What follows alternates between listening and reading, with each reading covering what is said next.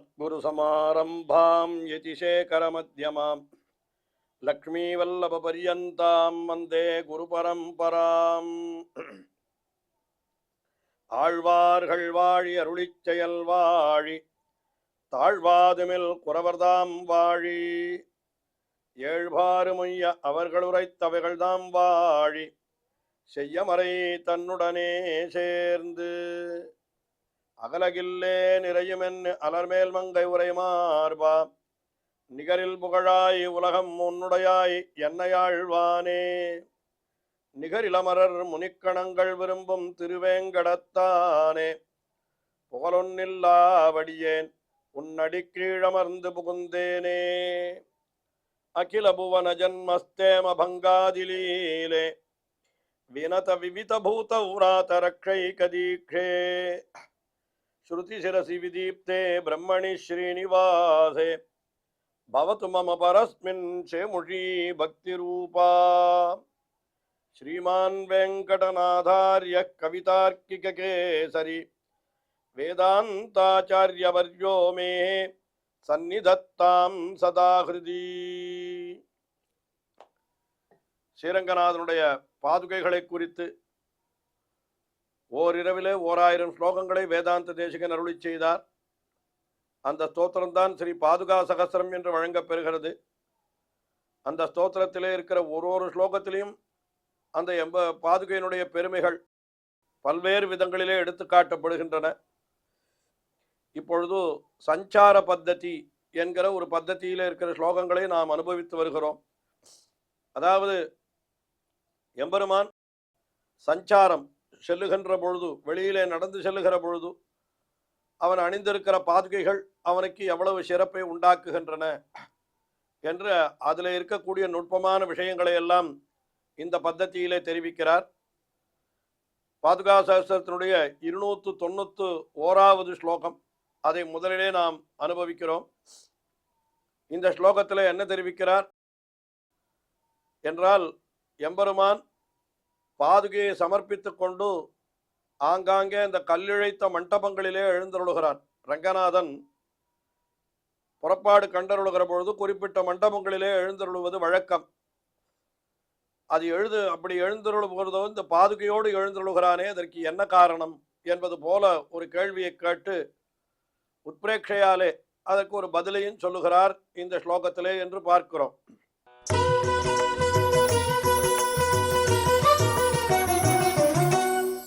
ரங்கேஸ்வரேண சக லாஸ்ய விசேஷ பாஜோ லீலோச்சிதேஷு தவ ரத்னசிலாதலேஷு மத்தியே ஸ்திதானி கதிச்சின் மணிபாதரக்ஷே சப்யான் விசேஷம் அனுயோக்துமிதி பிரதீமஹா. ரங்கேஸ்வரேண சக லாஸ்ய விசேஷ பாஜகா, ரங்கநாதனோடு கூடவே இருக்கிறது அந்த பாதுகை என்கிறது. அது எப்படி இருக்கிறதுன்னு கேட்டா, ரங்கேஸ்வரேன சஹா என்னால் ரங்கேஸ்வரனோடு கூட இருக்கிறது அது பாதுகை. லாஸ்ய விசேஷ பாஜகா என்கிறார். லாஸ்யம் என்னால் நாட்டியத்திலே ஒரு நளினமான நாட்டியத்திற்கு லாஸ்யம் என்று பெயர். அதாவது லாஸ்யம் என்கிறது நாட்டியத்தினுடைய ஒரு வகை. அது கொஞ்சம் ரொம்ப நளினமாக அப்படி செல்லக்கூடிய விஷயங்களுக்கு லாஸ்யம் என்று பெயர். அந்த லாஸ்ய விசேஷ பாஜகா, அந்த எம்பெருமானுடைய நளினமான நடை இருக்கிறதே, அதுல இந்த பாதுகையும் சேர்ந்து இருக்கிறது. அதனால ரங்கநாதனோடு கூட ஒரு உயர்ந்த நாட்டியத்தை அடைந்திருக்கிறது இந்த பாதுகை என்று சொல்லுகிறார். அப்படி அவன் நளினமாக நடந்து செல்லுகிற காலத்திலே அவன் என்ன பண்ணுகிறான் என்னால், லீலோச்சிதேஷு ரத்னசிலாதலேஷு, நல்ல தன்னுடைய விளையாட்டுக்கு தகுந்ததாக இருக்கக்கூடியதான ரத்னசிலாதலம், கல்லிழைத்த ஒரு பிரதேசங்கள், அதாவது மண்டபங்கள் என்று வைத்துக் கொள்வோம். அந்த மண்டபத்தில், பெரிய மண்டபத்தில் ஏறி அப்படி நிற்கிறான் ரங்கநாதன் என்று பார்க்கிறோம். அப்படி ஏறி நிற்கிறானே, அந்த சமயத்தில் என்ன, அது இந்த மாதிரி பல பல இடங்களிலே உண்டு அவனுக்கு. அதைத்தான் கச்சித்து ஸ்திதானி, கத்திச்சித்து ஸ்திதானி ஸ்தலானி என்று சொல்லுகிறார். அதாவது பல பல இடங்களிலே, இன்னென்ன இடங்களிலே இன்னென்ன மண்டபங்களிலே அவன் எழுந்தருளுவது என்று உண்டு. அப்படி எழுந்தருளுக்கிற பொழுதோ மேலே எழுந்தருள் இருக்கிறான் எம்பெருமான். அப்படி ஏறி நிற்கிறானாம். எதற்காக அவன் ஏறி நிற்கிறான் என்று கேள்வி கேட்டுக்கொண்டு அதற்கு ஒரு அழகான பதிலை, அதாவது உத்பிரேட்சையாலே சொல்லுகிறார். என்ன சொல்லுகிறார் என்னால், சப்யான் விசேஷம் அனுயோக்துமிதி பிரதீமஹா. என்ன சொல்லுகிறார்? விசேஷம் அனுயோக்தும் இதி பிரதீமஹா. சப்யம், அந்த சபையிலே இருப்பவர்களை பார்த்து, நான் பாதுகை அணிந்து கொண்டிருக்கிறேனே, இதையெல்லாம் பாருங்கள், இது எப்படி இருக்கிறது, நன்றாக அழகாக இருக்கிறதா, உயர்ந்ததா இருக்கிறதா, உங்களுக்கெல்லாம் பிடித்திருக்கிறதா என்று கேட்கிறது போல, என்னமாயிருக்கிறது என்று கேட்கிறா போலே அப்படி எம்பெருமான் எழுந்தொழி இருக்கிறான். அதாவது அந்த மண்டபத்திலே எழுந்தருளி நின்று எல்லாருக்கும் காட்சி தருகின்ற நம்பெருமாள் உற்சவர், அவர் இந்த மண்டபங்களிலே ஏறி நிற்கிற பொழுது அது ஏறி நிற்பதற்கு என்ன காரணம் என்று ஆராய்ந்து பார்த்தால், ஒருவேளை என்ன சொல்லுகிறார், நான் இப்போ இந்த கல்லிழைத்த மண்டபத்திலே இந்த கல்லிழைத்த பாதுகையை சாதித்து கொண்டு சாற்றிக்கொண்டு நிற்கிறேன். இந்த கல்லிழைத்த மண்டபத்திற்கு பொருத்தமாக இந்த கல்லிழைத்த பாதுகை இருக்கிறதா, இந்த பாதுகை எனக்கு பொருத்தமாக இருக்கிறதா, நான் பாதுகைக்கு பொருத்தமாக இருக்கிறேனா என்றெல்லாம் கூட கேட்பது போல அந்த அவருடைய தோற்றம் மிக அழகாக இருக்கிறது என்று இப்படியாக இந்த ஸ்லோகத்திலே எம்பெருமான் மண்டபங்களிலே காட்சி தருவது கூட பாதுகையினுடைய அழகை காட்டுவதற்காகத்தான் என்பது போல இந்த ஸ்லோகத்திலே மிக அற்புதமாக அனுபவித்தார் வேதாந்த தேசிகர். இதே அர்த்தங்களை கொஞ்சம் மேலே இருக்கக்கூடிய ஸ்லோகங்களிலேயும் சற்று வேறு விதமாக அப்படி அருளி செய்ய போகிறார்.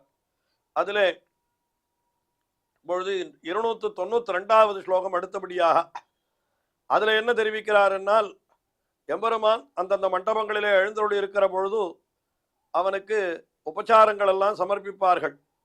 என்ன பண்ணுவார் எம்பெருமான், அந்தந்த சமயத்தில் சில பேர் கொடையை பிடிப்பார்கள், சில பேர் என்ன பண்ணுவார்கள் என்னால் சில சமயம் சாமரத்தை வீசுவார்கள் என்று அதையெல்லாம் சொல்லுவதுண்டு. ஆனால் அந்த சமயத்திலேயும் பாதுகை எம்பெருமானை விட்டு பிரியாமல் இருக்கிறது என்று அந்த விஷயத்தை தெரிவிக்கிறார் இந்த அடுத்த ஸ்லோகத்திலே.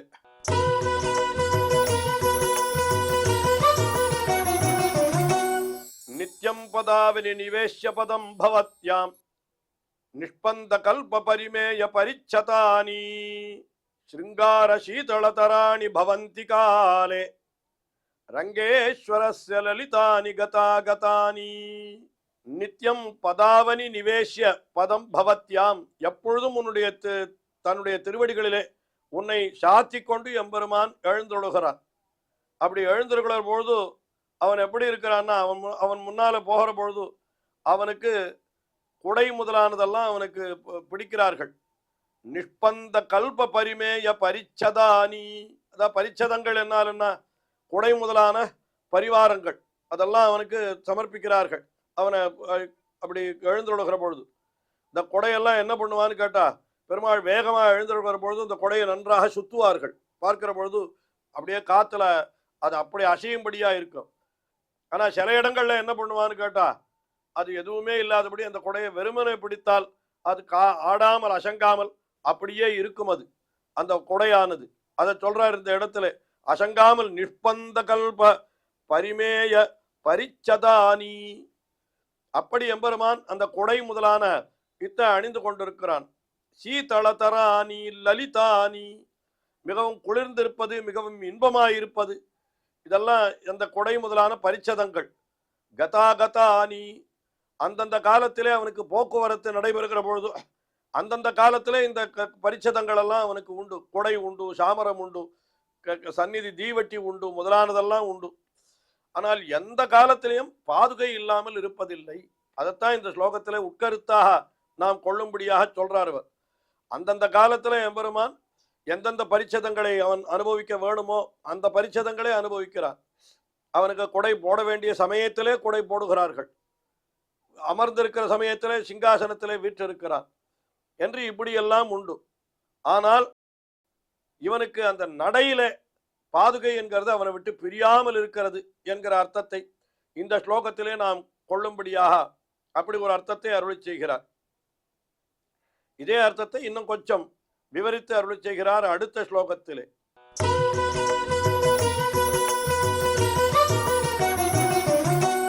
போகார்ச்சனானி கிருதிபிஹி பரிகல்பிதானி பிரீத்யைவ ரங்க நிருபதிஹி பிரதிபத்யமானஹ பஷ்யத்சு நித்யம் இதரேஷு பரிச்சதேஷு பிரத்யாசனம் பஜதி காஞ்சன பாதுகே த்வாம். ஹே காஞ்சன பாதுகே என்னால் என்ன அர்த்தம்? நல்ல தங்கமயமான பாதுகையே அப்படின்னு அந்த பாதுகையை அழைக்கிறார். என்ன பண்றா எம்பெருமான்? அந்தந்த இடத்திலே அவனுக்கு ஆராதனத்திற்காக சமர்ப்பிக்கக்கூடிய இந்த மண்டபங்களிலே என்று வைத்துக் கொள்ளுங்கள், அல்லது திருவாராதனத்திலே ஓரொரு ஆசனத்திலே என்று வைத்துக் கொள்ளுங்கள்.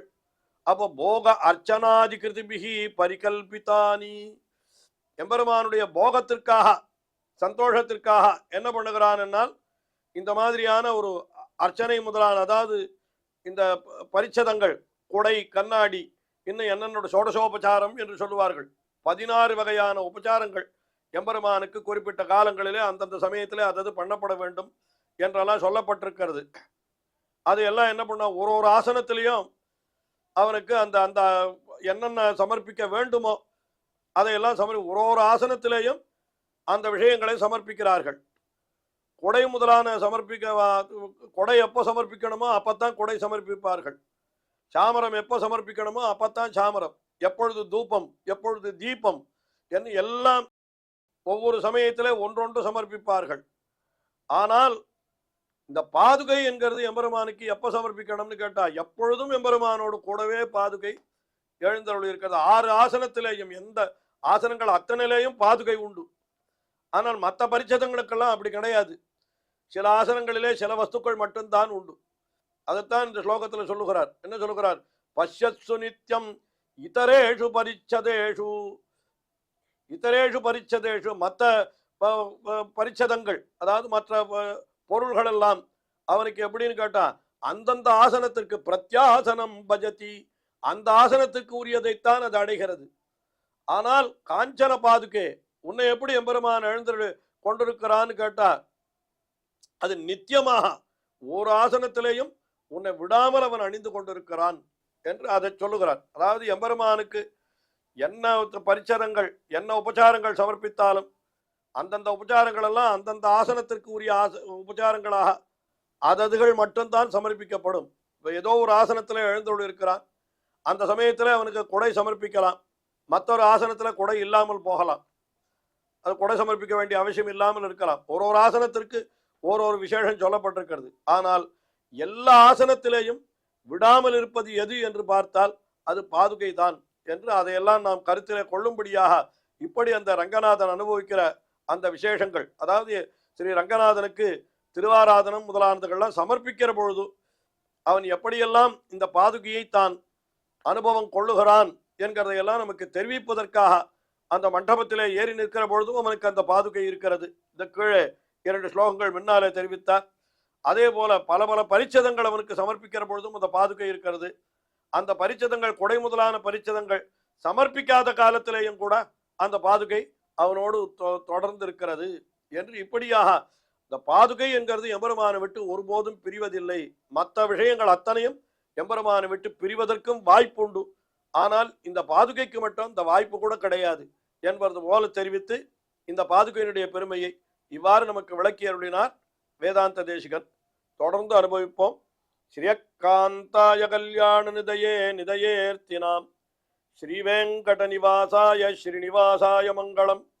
ஸ்ரீமத் சுந்தரஜாமா திருமுனிமானசவாசினே சர்வலோக நிவாசாய ஸ்ரீனிவாசாய மங்களம்.